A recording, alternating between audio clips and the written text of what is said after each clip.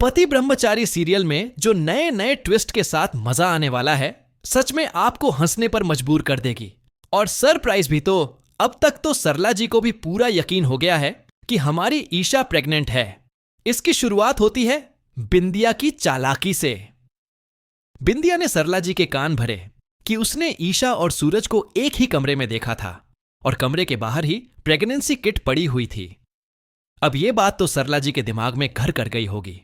और फिर देखिए क्या होता है। बिंदिया ही अचार लेकर आती है और ईशा उसे इतनी चटकारे ले लेकर खाती है जैसे बस पूछो मत।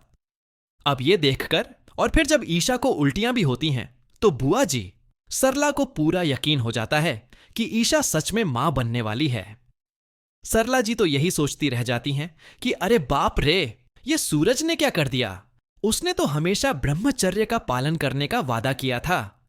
उनके लिए यह बहुत बड़ा झटका था। इधर हमारी प्यारी बुआ जी सरला, जो सीधी बात नहीं करती, वो गोल गोल बातें घुमाकर सूरज से पूछने लगती हैं। इतना ही नहीं, गुस्से में आकर झाड़ू से उसे मारते हुए कहती हैं कि तुमने ये सब करके बिल्कुल अच्छा नहीं किया। लेकिन बेचारे भोले भाले सूरज को तो कुछ समझ ही नहीं आता कि ताई मां आखिर कहना क्या चाहती हैं। उसे लगता है कि शायद ईशा के घर में गैस सिलेंडर की वजह से कोई गड़बड़ हुई होगी और इसीलिए ताई मां इतनी भड़की हुई हैं। तो वो अपनी गलती मान लेता है। बस फिर क्या था, सरला जी को पूरा यकीन हो जाता है कि सूरज सच में बाप बनने वाला है। वो गुस्से में कहती हैं, इस महारानी ईशा को मैं कभी माफ नहीं करूंगी। लेकिन फिर तुरंत ही उनके मन में एक और बात आती है, पर ये मेरे सूरज के बच्चे की मां बनने वाली है तो मैं इसे खुद से दूर भी तो नहीं कर सकती।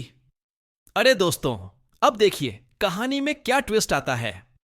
ताई मां का प्यार अब धीरे धीरे ईशा की तरफ बढ़ने लगेगा। वो उसे अपनी बहू और सूरज के बच्चे की मां मानकर खूब लाड प्यार करेंगी। ये सारी गलतफहमी सीरियल में और भी मजेदार मोड़ लाएगी। और जिस दिन ये सच सामने आएगा कि ईशा प्रेग्नेंट नहीं है बल्कि उसकी भाभी प्रेग्नेंट है, ओहो, उस दिन तो सरला जी के होश उड़ जाएंगे। बिंदिया भी हैरान रह जाएगी। और जब बिंदिया को यह पता चलेगा कि सूरज ने कोई गलती की ही नहीं है, वो तो सीधा साधा है, तो वो फिर से उसके पीछे हाथ धोकर पड़ जाएगी। वो एक बार फिर सूरज को अपना बनाने की कोशिश करेगी और ईशा को सूरज की नजरों में गिराने की पूरी कोशिश करेगी ताकि वो हमेशा हमेशा के लिए उसकी जिंदगी से दूर हो जाए। बिंदिया की ये चालें लगातार जारी रहेंगी। तो दोस्तों, आप सब क्या चाहते हैं?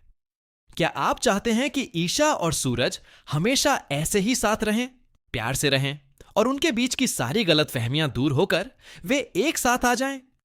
आपको सूरज और ईशा की जोड़ी कैसी लगती है? कमेंट करके जरूर बताइएगा।